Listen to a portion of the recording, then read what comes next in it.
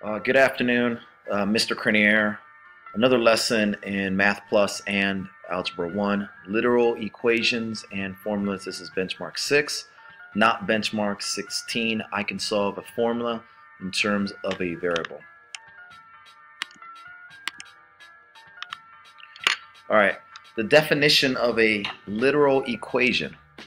A literal equation is an equation with two or more variables. So on your notes, you want to go ahead and fill in two or more variables.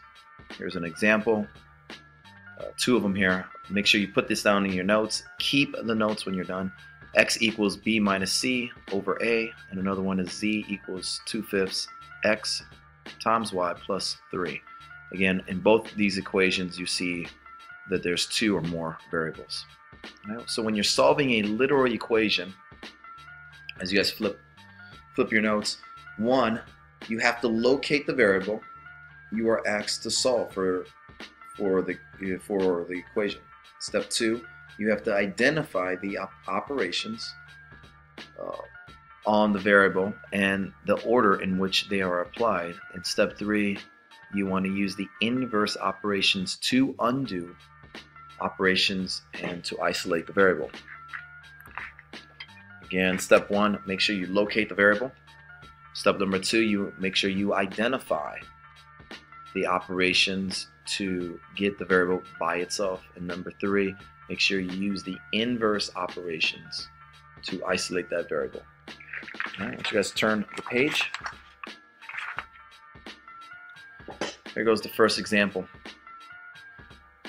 Letter A, solve x plus y equals 15 for x. So you're solving for x. Make sure you locate x in the variable or in the equation.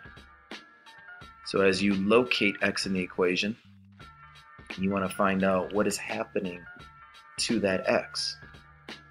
In this case, letter A, that y is being added to the x. So you want to do the inverse operation of adding by y. So let's go ahead, locate the x. Since y is being added to the x, do the opposite of adding by y, subtract y on both sides. And when you subtract y on both sides, you'll have 15 minus y, or negative y plus 15. X solved for, and you can move on to your next literal equation. And step B, or letter B, you want to solve for q. So you have p times q equals x. Number one, locate where your variable you're trying to solve. So it's letter Q. As you identify and locate your Q, what's the operation between the P and the Q? In this case, you can see it's getting multiplied. So when you undo that operation, you're going to divide P on both sides. So you'll have Q equals x over P. At this moment, you probably want to just pause, make sure you understand how to solve a literal equation. You will be obviously assessed on this particular lesson in the near future. Let's go ahead to the next example. All right. So once again, you want to solve for t, and your equation states 5 minus b equals 2t. Number one, locate the t in the equation. So the t is on the right side of the equal sign. Now let's find out what the operation between the 2 and the t is. All right, you got it. It's getting multiplied by 2. That t is getting multiplied, so the inverse operation for multiplying by 2, let's divide on both sides by 2. So one side, you have 5 minus b over 2, and the other side is the 2 divided by 2, which gives you 1t. The final answer is 5 minus b over 2. Any questions so far? We did several problems already in class.